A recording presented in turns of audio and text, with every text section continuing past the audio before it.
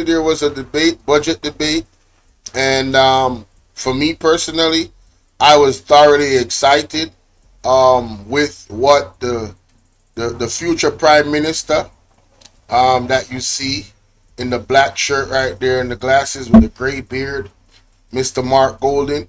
I was very encouraged with some of the plans that he has for us, the people of Jamaica. One of them is the housing plan. They have a housing plan where you rent to pay your mortgage. So you pay like 6 months of rent.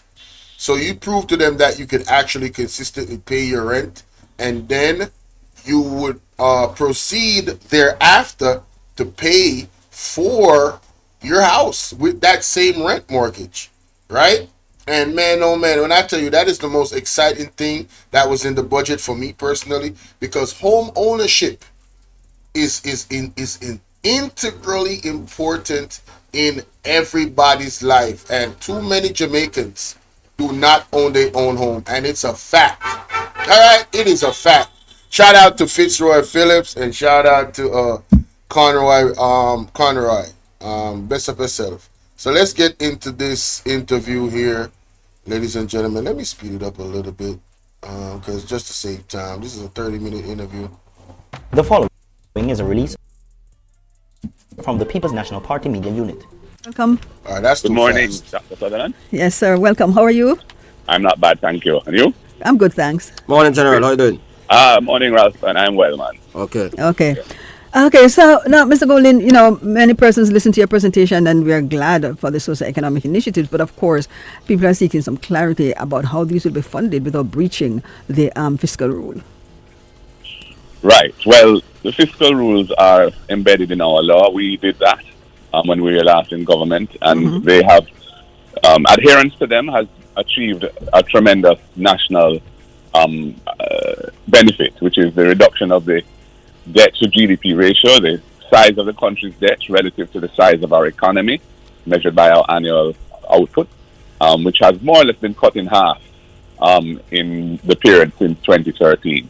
And we are committed to ensuring that that is preserved and that we adhere to the fiscal rules. So all our plans have to conform to that. Okay. Now, we are in opposition, and the role of the opposition is to develop our policy ideas. But before you go there, by way of a teaching moment, tell our listeners, why is this 60% debt to GDP important, and which one of the fastest economies in the world have a debt to GDP of 60%? Well, the established thinking was that 60% represents a sustainable debt level for a developing countries such as ours. And who established that thinking?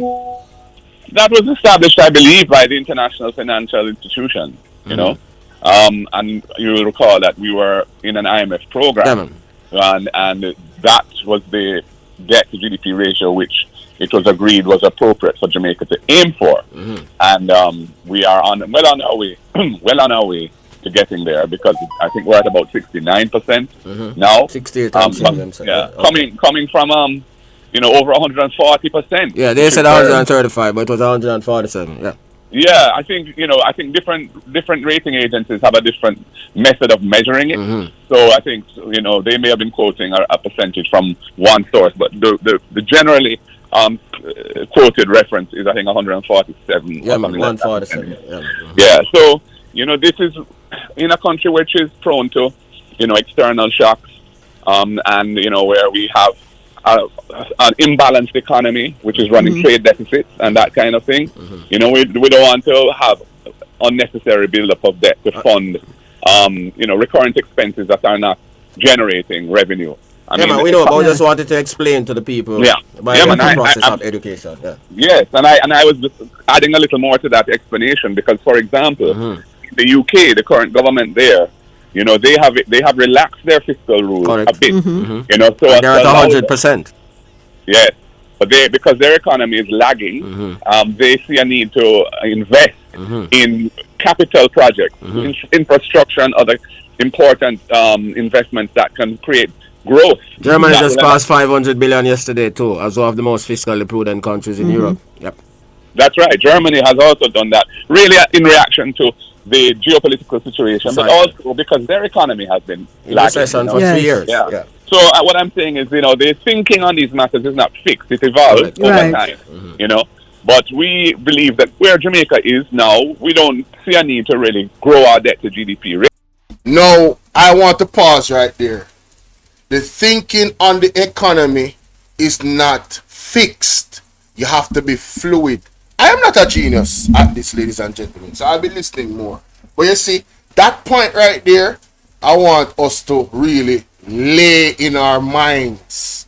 Because what Andrew Holness and his government is doing, is basically telling us that they're fixing their mind in a certain type of way where our economy is concerned. And this, yeah, this is the reason why our economy is not growing. This is the reason why our economy is stagnant, ladies and gentlemen. They are fixed in their ways. And we cannot continue on this path. The economy needs a serious boost of growth. You get me? Because the people of Jamaica have been suffering for too long. They talk about us having a lot of, unemployment is down, but the quality of jobs that the people are employed in cannot sustain their lifestyle. What is the point? What is the point of having 500,000 people working, doing contract works, right? That only give them a 2 and 3 day work week, where they're barely getting their minimum wage, that is already too low and cannot sustain a household or even feed their children or feed themselves. Just paying to go to work alone. Good morning, Esther. Right? Paying to go to work alone every day, depending on where you live and where your job is extremely costly. Not costly, even, I said costly, Lord of mercy. Even if you have a car, you own your own car, it is challenging to even own your own car now because the gas prices are so high and the roads are so bad. By the time you drive from A to B, you have to go fix your front end parts and all of these things. And if you don't fix it, ladies and gentlemen, the police is going to get you because the government is trying to get $1 billion of those types of things. They have a target of $1 billion that they want to earn from tickets. Not my word. These are all in the news and these are all facts. So we are in a topsy-turvy situation. We are in a roller coaster of madness when it comes on to this government of Jamaica right here. It's like everywhere you turn, Makachukyo. But let's continue. Also, because their economy has been In lagging. recession for Yes. 3 years. Yeah. So what I'm saying is, the thinking on these matters is not fixed. It evolves over Right. time, But we believe that where Jamaica is now, we don't see a need to really grow our debt to GDP ratio. Yeah. So the question was, how will we pay for our proposals? And Yes. the point I am making is that we are not, when we make these proposals, we're not constructing this year's budget.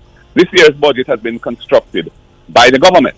They have made their decisions, and those decisions include about $360 billion of discretionary expenditure programs. Yeah, in other words, expenditure other than salaries for public sector workers and interest on the debt.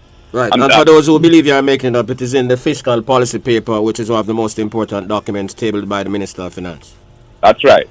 Under the fiscal rules and the fiscal responsibility framework that we pass, there's a requirement for the budget, when it's tabled, to be accompanied by a fiscal policy paper, which sets out the government's commitments and an overall, overview of the economy and the assumptions that give rise to those commitments. It's a very important document, and there's one in September as well, an interim one, so it's twice a year. So in the fiscal policy paper that was tabled. But don't you believe that all the analysts, or so they are called, who comment on the budget should read these papers? Absolutely. Yeah. Absolutely. I think anybody who's interested in public affairs in Jamaica should read the fiscal policy paper because there's a lot of information in there and it will help to increase people's understanding of the way the economy works. Yeah. And in fact, I think students should read it too. If students of economics at university and students who are doing any kind of finance-related courses, even at high school. Yes. Because it is a document which has, as I said, a lot to teach us. So we are not constructing this year's budget with our proposals. We are assuming we're inheriting a budget. So, for example, the National Housing Trust extraction of resources. Yes. That money for this current fiscal year has already been taken by the government, and they're projecting to take it again in the coming fiscal year, the 11.4 billion. That's in their budget already. Yes. So when the election is held, which will be some point during the coming fiscal year, that is already a done deal. But the important point to note is that the legislation that they passed. Wait a minute. So I did not know that, and we have to emphasize that. So they have already, well, I already know about this year, the $11.4 billion from NHT has been taken. And it's so funny when we go back to the clip with Andrew HOLNESS and Dean Jackson Miller interview years ago, when he said he would never do anything like that. Jerry, how you doing? Right? He would never do anything like that. But I digress. Don't want to belabor that point. The point of the matter is, not only is it already scheduled to take that 11.4 billion this year, but it's scheduled to take next year. So when Mark Golding win the election, ladies and gentlemen, I want you guys to remember this moment. Next year, that the 11.4 billion is already taken from the budget for next year as well. Okay? So nobody can say, oh, but because I know the labor right there, PMP is doing the same thing that the JLP did, and it's hypocrisy. How they were arguing about the NHT, and now see they're using the NHT money. Anybody come to you guys with that nonsense, refer them to this video, ladies and gentlemen. And remember what Mark Golding said. Yes? Let me play it again. When the election is held, which will be some point during the coming fiscal year, that is already a done deal. But the important point to note is that the legislation that they passed, which had extended the period of taking this amount each year out of the National Housing Trust, $11.4 billion a year, that the last year that legislation allows the money to be taken is the coming fiscal year ending March 2026. Right. Okay. So whichever government is in power, Has to stop that it. money has to stop being taken, Right. unless Yeah. they propose to amend the act again to continue taking it, which I think that's unlikely, because from what I understand, even within the NHT now, there are strong concerns being voiced as to the impact of this annual extraction of their capital. So I don't think. What? So even in the NHT, they are concerned about the money coming out that the government has been taking for 9+ years? Very interesting. I never knew that. I think that's unlikely, because from what I understand, even within the NHT now, there are strong concerns being voiced as to the impact of this annual extraction of their capital. So I don't think that is going to be. So either government is going to have to deal with it. But the reality of it, of course, Ralston, is that and this is a little bit technical, but I will try, and you can also help to explain this to our listeners. As GDP grows, and we're talking in particular about nominal GDP, because there's a difference between nominal and real GDP. Don't growth. think analysts should know that too. Yes. Many of So them don't know that. nominal GDP is really the aggregate, Yes. the totality of the value in money terms of output for the year, goods and services. Yeah, man. And then real GDP is measuring, well, how much has that, when you adjust it for Producer inflation and rate, consumer inflation. Yes. Yeah, man. what is the real value of that growth? And so most of the time people are focused on real GDP growth Precisely. when they want to see how the economy is performing. Right. But when you're talking about things like tax revenues, nominal GDP growth is very relevant, As well as the debt to GDP ratio. as well as the debt to GDP ratio. And in the scheme of things, if you look at the fiscal policy paper, there is an anticipated, I think, $240 Billion in additional taxes. in additional tax revenue projected over the next 4 years. Yeah, man. When we cost our proposals annually, we're somewhere around 10% of that. Yeah, nowhere figure. near that. Yeah. Yeah, nowhere near that annually. So, we are not anticipating a problem in funding our proposals. Plus, the $360 billion that is in the budget for discretionary spending and programs represent this government's priorities, what they believe in. People are not electing the PNP government under my leadership To do the implement same the thing. Labour Right. Party's policies. Right. They are going to elect us to implement our policies, which we are outlining steadily, starting with this budget debate. So we will look closely at that 360 billion, and we will decide whether we want to keep or not, or reduce particular programs that are in there, and create the fiscal room for the programs that we believe are more important. That is what a government does. Precisely. So, we are not anticipating A, having to raise taxes, or B, having to exceed the permitted amount of financing available within the fiscal rules. Precisely. So, these so-called analysts who are asking us to explain how we're going to fund our program just need to look at those two realities. Yeah, man, I'm Yes, saying yes. Yeah. I'm saying them don't. And there's also another third reality, because under the fiscal policy, Embarrassing. He needs some milk. Yo, man, listen. See, when you acknowledge and know the know, you can be as brass as Ralston Hyman. Ralston Hyman said the analysts are dunce. Oh my God! Because what happened is, ladies and gentlemen, when Mr. Mark Golden gave out his budget speech, a lot of analysts came out and they were like, "Oh, those policies sound good, but how are they gonna fund it?" He just explained how he's gonna fund it. The way how the government is doing their thing now and how they're focusing the money that is allocated for the budget is not the way how Mark Golden and the PMP is going to use those funds. That's how, simply put, how they're going to fund their budget. They're going to be very creative in where they put their money, right? And I'm saying they really don't have an argument for Mark Golden's budget. That was their only argument. So now they just killed the argument. You got to admit, Mark Golden plans for Jamaica includes the smaller man. Everybody, listen, man, we got some hustling people in Jamaica, bro. And I'm not talking about no illegal, nothing. I'm talking about these people work really, really hard. You understand what I'm saying?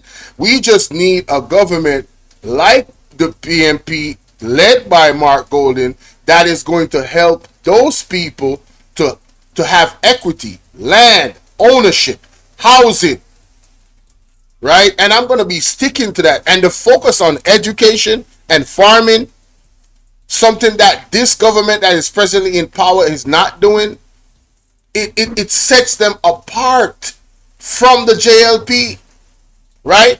And if you don't believe me, just go and listen to my last live stream about James Robertson in St. Thomas. Oh my God. The allegations against him and the onion farmers is ridiculous.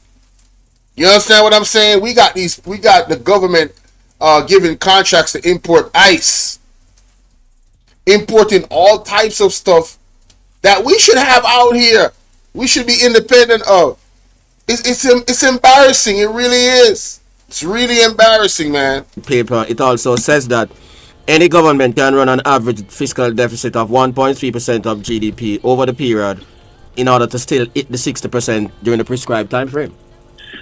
Well, what I would say in response to that, and as you rightly point out, the fiscal policy paper projects the level of deficit that is expected by this government to be run over the Precisely. next 4 years. Right. So you can also change it and reduce it. And they are projecting, although they are projecting a balanced budget for this fiscal year, they are projecting a deficit for the next 3, I think it is. Next 3 years, 33.4. Yeah, 33.47 billion next year, 35 billion the year after, and $4.18 billion the year after. That's 28, Right. 29. Yeah. So they are projecting that they're going to be engaged in some deficit financing for those years. Right. But the point really is, and every government does that around the world. I mean, there's nothing peculiar about that. In fact, they do it in much bigger volumes than we. None of those annual deficits that you just outlined amount to 1% of GDP. No. Right? They're all within 1% of GDP. Correct. Many governments fund themselves on a sustained basis with deficits which are bigger than 1% of GDP. Exactly. Right, Yes. Republic of the United States is 6.6. Let's take a break for the time signal. When we come back, we'll continue. Want to invest in overseas blue chip stocks? Invest in Financial. Reaching FM Bay Store through Al0.com. without breaching the 60. Very much. And what I was How is various far-reaching socio-economic initiatives will be funded, with opposition leader Mark Golden telling us how is various far-reaching socio-economic initiatives will be funded without breaching the 60% debt to GDP ratio fiscal rule. Welcome back, sir. Thank you. Yeah. Thank you very much. And what I was saying was that they are projecting running small deficits Yeah, into the future. But at the same time, they're projecting that the debt to GDP ratio will go down Yes. over that period and achieve the 60% Yeah, man. target. In fact, I think it's projected to be achieved a year early. Yeah, man. Now, so, we are not intending to deviate from that path in any way. Right. We don't think we will need to.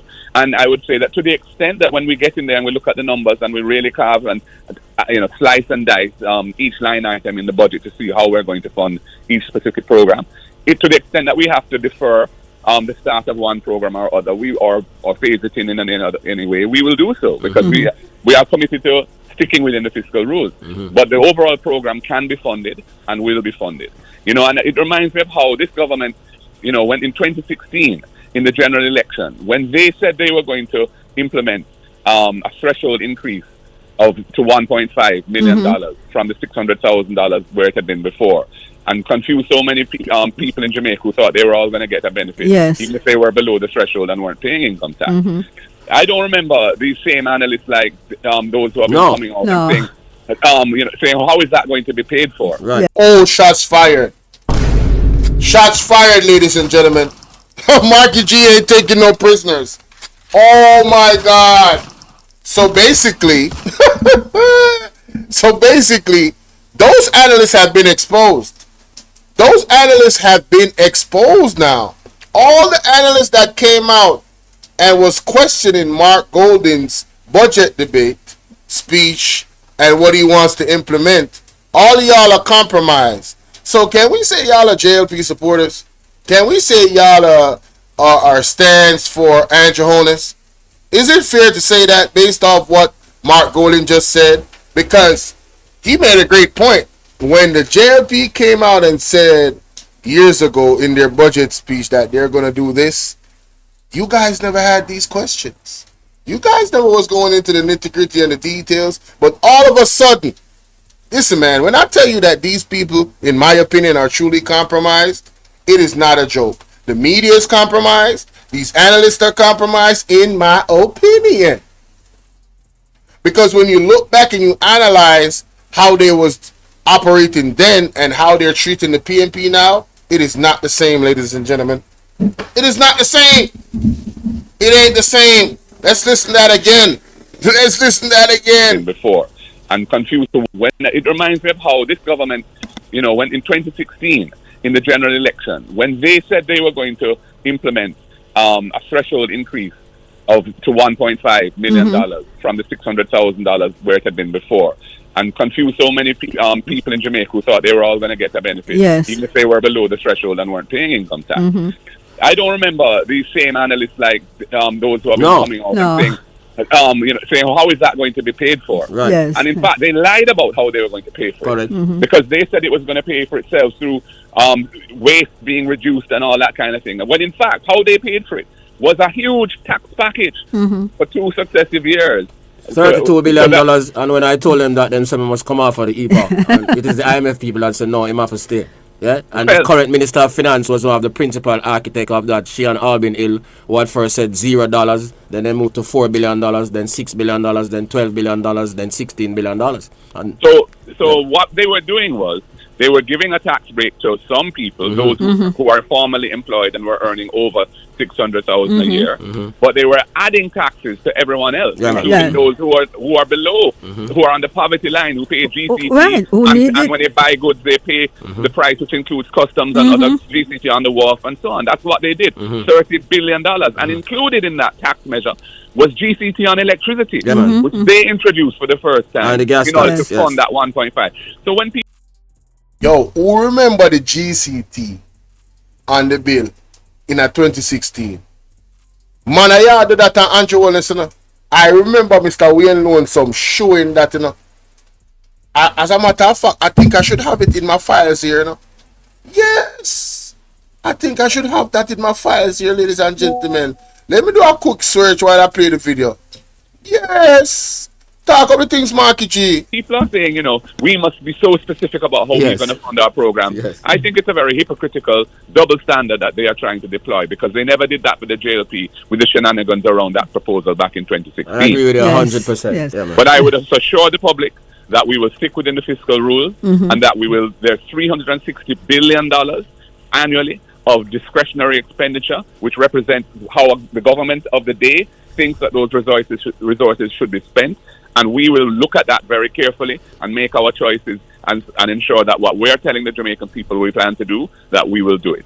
Okay. And we're also going to benefit from what I would call organic growth of tax revenues. Yes. With the growth of GDP year after year of nominal GDP, taxes go up. Taxes are roughly 27% Of GDP, on average. So, Yeah. so on average. So if GDP goes up by 100 billion, tax revenues can be expected to go up by roughly 27 billion. Yep. And they are projecting GDP growth, nominal GDP growth of, $700 or $800 billion over From 4 years. 3.48 to 4.182. Right. Additional tax revenues next fiscal year 50 billion, the year after 63.99 billion, the year after 60.75 billion, and the year after 71.4 billion. That's 242 billion. Yeah.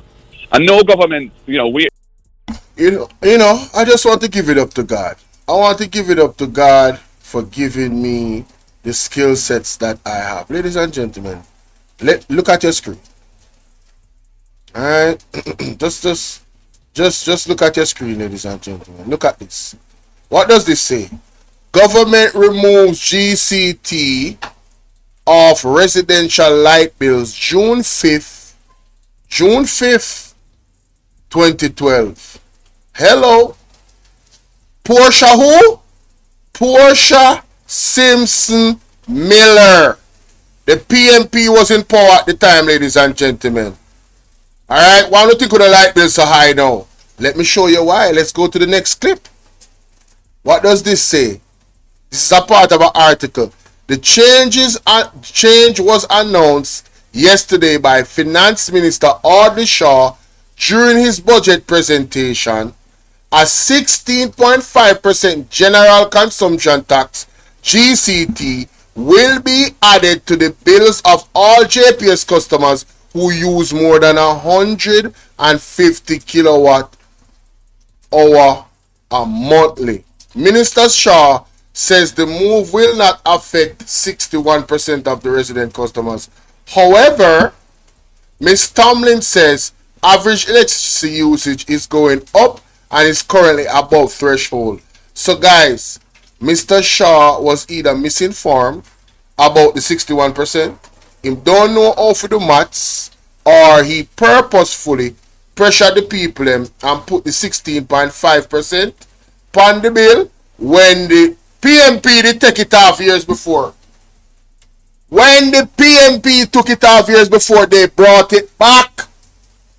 These are facts. This is the JIS website, ladies and gentlemen. Want to talk to me nice and you can do your own research too. This is a fact. Yes? Good. So on a light bill want to have, blame Audley Shaw and the JLP. Let's continue. These are our policy commitments, but no government expects to be able to roll out everything in 1 year. Right. Quite frankly, administratively, it isn't always possible to do that because a lot of preparatory work has to be done to work out the details, cross the T's and dot the I's. But so, we expect to be able to operate within the fiscal rules and do what we said we plan to do. Clear. All right. Okay, so the whole issue now, the debt. So it's very important. Mark Golden has committed, ladies and gentlemen, to sticking within the fiscal rules that the PMP implemented, by the way. He has no problem with that. So it's assured. You guys don't need to worry about what Andrew says. Oh my God, they're going to tear down the economy. No. The PMP is going to grow the economy. Home ownership, the focus on agriculture, integrating the tourism within the communities so that the regular man can benefit from it. All of these things is going to increase revenue directly to the people in them pocket. You understand? And all of this importation and Jonas now with this thing where he's going to take away the duty of the importation to make it easier. The same thing them do with the ice. But the ice was still expensive. I mean, it doesn't help. Those things don't help us. But the PNP is going to fix it. Trust me. Let's continue. To GDP ratio, one way we can bring this ratio down is really by being more aggressive about growth. So so how do if you are in the government, you are the next government, how you intend to do this? Because we believe that 1% per year for 4 years is really not aggressive enough. We agree.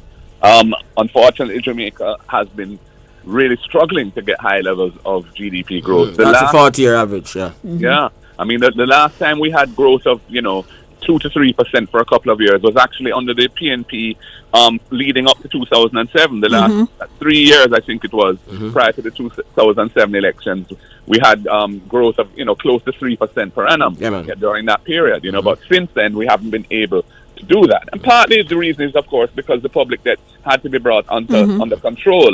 And that involves really, running a very tight ship and using the whatever resources are available to bring down that debt. We've got through that, but this government has not been able to translate those benefits into meaningful growth in the economy. The economy is stagnant. Yeah, man. Despite the big talk about 5 and 4 in 2016.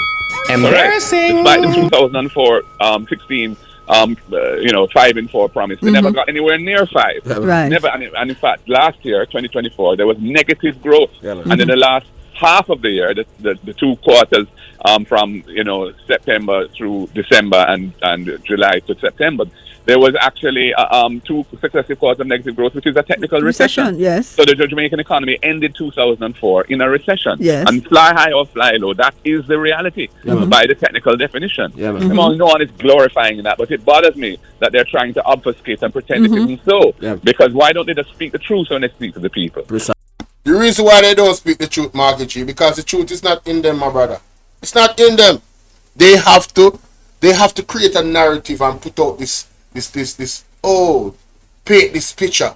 Anything to win the election, anything to make them look good. The truth is not in this government. So the question you've asked is, how do we propose to grow the economy? Well, one thing we intend to do is really work on the bureaucracy and to bring more efficiencies in how the bureaucracy deals with decisions around investment in particular, so that year after year, the capital budget is not being spent. Because they're unable to get through the bureaucratic processes to spend the money. And they're not very good. They're not very agile when it comes to adjusting rules and dealing with legislation. And that is an area where I think we have a lot of value to add, because we have expertise, proven expertise in that area. Secondly, we see that national productivity and total factor productivity is a problem. Productivity in Jamaica has been declining over many, many years. And we need to change that. So that we're generating less output for the same amount of investment, and we need to fix that. So training is education and training are critical to doing that. And we have, and as I outlined in my budget presentation, we have plans to deal with some of the chronic problems in education, which are really holding us back. Now, in terms of education, please stick around, ladies and gentlemen, and please share the live. Because we're going to show you how the Jamaica Labour Party is dealing with education presently. The buckle, the bangarang, the disgusting... I mean, I don't even want to get into it till I reach there. Let's continue. High levels of illiteracy and innumeracy coming out of primary school, resulting in secondary school underperformance. The fact that only, I think it's 17% of each year that leave high school, leave with the basics of 5 subjects, including English and math.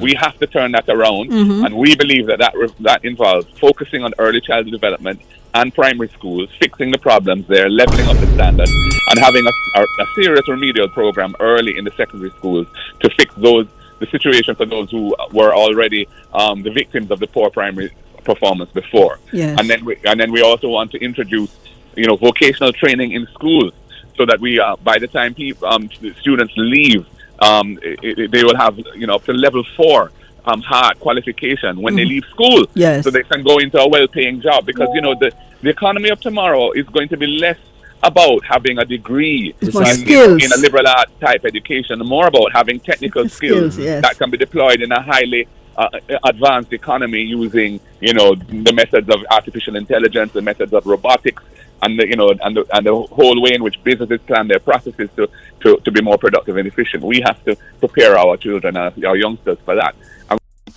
Ladies and gentlemen, that argument right there is so vitally important, because can you imagine if our workforce is not prepared for that eventuality? What is going to happen? We're gonna be a useless bunch of Jamaicans out here, and the world is moving away from us, and it can't work. You need forward thinking. See, that's why the Bible says, a man without vision will perish. A leader without vision will perish. And the best way to get vision is to make sure, say, you're with the Lord. You understand? The Lord shall give you the vision you need to make sure that the nation, as a leader that actually embraces God, which is very important. I don't think this government is embracing God. I mean, when we look at various examples, I mean, honestly, it's terrible. But let's continue. We also plan to deploy HOT resources in a more meaningful way, including by working closely with the private sector to encourage training in the private sector. It's already happening to some extent, and we want to expand that by working closely with the private sector, because the benefit of private sector driven training is that they are training people for the actual skills that are needed in the enterprise. And that is, so there's tremendous value to doing that. So these are some of the things that we have in mind. On a more macro level, the industries that we're interested in promoting include logistics, because Jamaica is blessed by being located in the Caribbean Sea along the shipping lanes coming through the Panama Canal. We have the 7th largest natural harbor in the world with the well-developed port facility. There are other possible facilities for further development of coastal assets to tie Jamaica in to the global supply chain, where ships can come here. They can come here to be for maintenance. They can come here for provisioning. They can bring things that are not fully assembled and have them assembled here by our skilled workers and then re-exported with value being added here. And that is a major industry that, we spent $1 million US when we were in government with the, I think it was the IDB or the World Bank, to develop a master plan for the logistics industry. And it has not been rolled out. And it represents a big gap. And we're committed to doing that as well. And integrating that with domestic logistics as well, by encouraging, the more efficient and more resilient infrastructure, and the integration of, our warehousing facilities and our ports and so on, and reducing the cost of energy. Dr. Sutherland, Ralston. Yes. Energy is over 40 US cents per kilowatt hour, one of the highest rates in this hemisphere. Yes.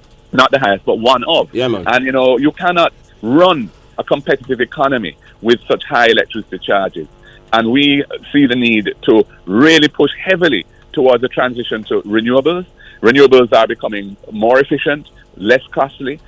Battery storage the technology on storage is improving year after year. Costs are coming down. So we're getting to the point where we will soon be able to generate large amounts of solar, for example, or other renewable energy, and store it so that the grid can have a more reliable source of electricity from renewables. And this government has only issued one RSP, one request for proposals, in 9 years.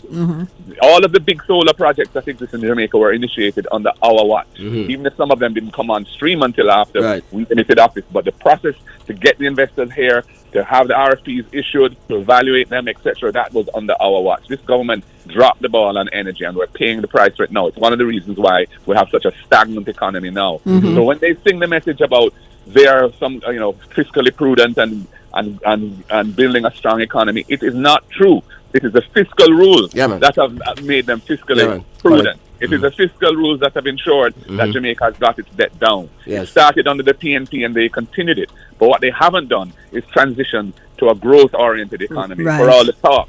And the Prime Minister must be held accountable, because he is the Minister of Economic Growth. He created a ministry under his own leadership. Embarrassing. He needs some milk. You hear that, Ancho? You hear that? To drive economic growth, and it has been an abject failure. And he has put most of the important economic agencies of government under it. The National Housing Trust, the Port Authority, etc., etc., etc. But they're not. Let me tell you, I'll give you an example of why it doesn't work. I'm also an attorney at law, and I was dealing with a matter a year ago where a large concern, a large Jamaican business, had decided to sell some of its real estate. and another large Jamaican business wanted to buy it. One of the properties was a leasehold property from the UDC, and it was that property was used by the foundation, the charitable arm of the selling company, for skills training in the community where they live. The lease was at a low rental rate, but there's a provision in the lease that says you can't assign the lease to a buyer who's buying the property as a tenant. You can't assign it without the landlord's consent. It's a standard provision. The UDC. It has taken over a year to get the consent to that assignment. Even though this is a peppercorn rental, the buying party is a listed company, the selling party is a household name. There are no issues. You know why? The Prime Minister has to sign that consent. Can you imagine the bottleneck that concentrating all of these agencies under him has created, that he has to physically sign? I mean, under my watch, that will not happen. Right. Thank you, Marky G. Thank you, Marky G. Why is the Prime Minister having so much ministries under his portfolio? You have to delegate responsibilities. You have to construct a proper team, right? A credible team, a competent team. And you have to trust that team. You understand? Governance is about teamwork. Right? You can't have efficiency like that, where you alone is responsible for. Why you think the country is in the state that it's in? That's partially the reason as well. Let me play that back. To sell some of its real estate. And another large Jamaican business wanted to buy it. One of the properties was a leasehold property from the UDC, and it was that property was used by the foundation, the charitable arm of the selling company, for skills training in the community where they live. The lease was at a low rental rate, but there's a provision in the lease that says you can't assign the lease to a buyer who's buying the property as a tenant. You can't assign it without the landlord's consent. It's a standard provision. The UDC. It has taken over a year to get the consent to that assignment. Even though this is a peppercorn rental, the buying party is a listed company, the selling party is a household name. There are no issues. You know why? The Prime Minister has to sign that consent. Can you imagine the bottleneck that concentrating all of these agencies under him has created, that he has to physically sign?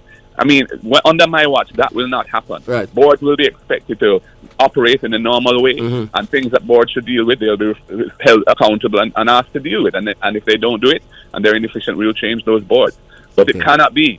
You know, and the more that you require the Prime Minister to do is also lends itself to inefficiency, which lends itself to corruption. Yeah, man. Because Bingo! Inefficiency and corruption. Say that again, Marky G. Those boards. But it cannot be. You know, and the more that you require the Prime Minister to do is also lends itself to inefficiency, which lends itself to corruption. Yeah, man. Because people will often get frustrated and want to see if they can oil the wheels in other ways. And that is one of the problems in Jamaica as well. So the system is structured, and this government, the way it's set up, is conducive of inefficiency, and it's conducive of low growth and persistent poverty. Yeah, and that is why we need a new government. That is why I'm championing change. Okay. Thank you, boss. Thank you very much. Thank you very much. Thank you, Mr. Golden, man. Oh, God, man. Yes, man. That last point that Mark Golden just made, ladies and gentlemen, is very, very important. Right? You can imagine the Prime Minister have to sign that document for that thing go through. Mighty God. And it's so funny. He comes out and he talks about these inefficiencies, but he's a part of the problem, because he have all of these offices in his portfolio, all of these different agencies in his office and under his portfolio. Mighty God, people no ball out. Ball out! Whoa, we need help, Jesus. Jamaica need help. Shift the parliament. Shift the election. Shift everything. Hey y'all, please remember to hit the like button. I know y'all come in sometimes and y'all forget, but the main thing, man, y'all gotta hit the like button, man, and share the live stream. Come on now, stop playing. Support. The like button is free, heard? Yeah, man. So to make me know want to think about that, ladies and gentlemen. See?